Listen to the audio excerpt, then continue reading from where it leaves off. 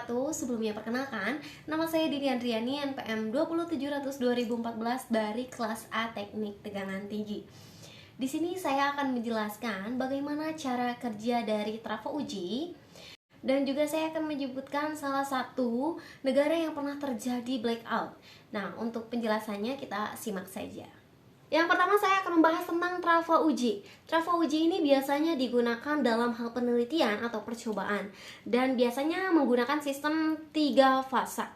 Tetapi dalam hal seperti pengujian atau penelitian biasanya itu menggunakan trafo yang 1 fase.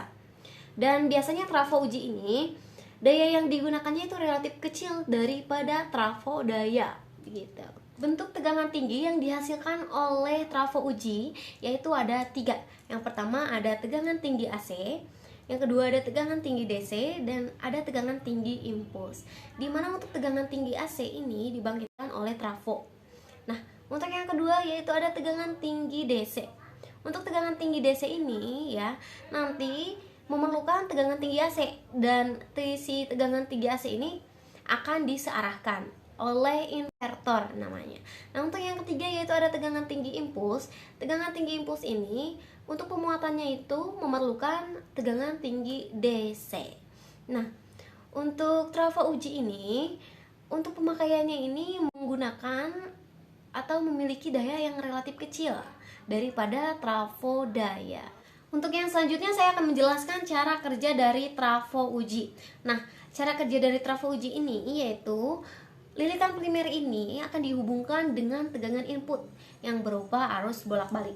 Nah, si arus bolak-balik itu nanti akan menginduksi inti besi di dalam trafo.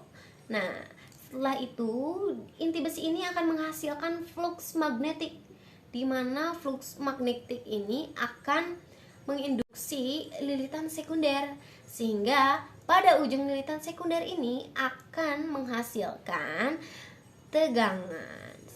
Jadi trafo uji ini hanya digunakan untuk daya yang kecil tapi tegangan yang besar. Nah, jika kita ingin memperbesar tegangan lebih dari 400 kV, maka itu diperlukan trafo kaskade atau trafo bertingkat sesuai dengan tegangan yang dibutuhkan. Seperti itu. Untuk yang selanjutnya kita akan membahas apa sih itu blackout. Blackout merupakan sebuah pemadaman listrik dalam wilayah yang cukup besar, dan pemadaman listriknya pun ini dapat sampai berjam-jam, 5 jam, 12 jam, bahkan ada yang sampai 24 jam gitu.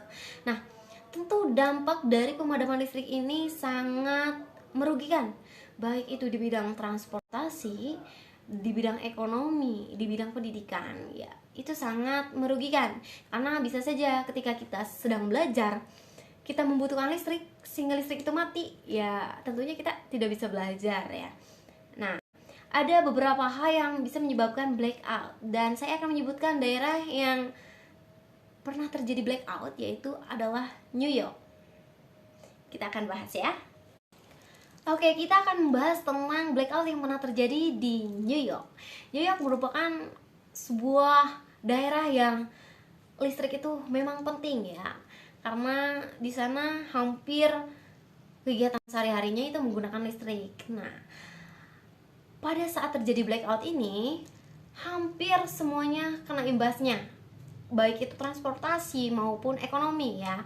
Untuk transportasi, kereta bawah tanah di New York itu tidak berjalan karena terjadi blackout. Nah, lalu juga Times Square juga itu lebih cepat tutupnya. Nah, hal ini kenapa sih bisa terjadi? Hal ini terjadi setelah diselidiki karena trafo utama mereka itu meledak dan kemudian terbakar.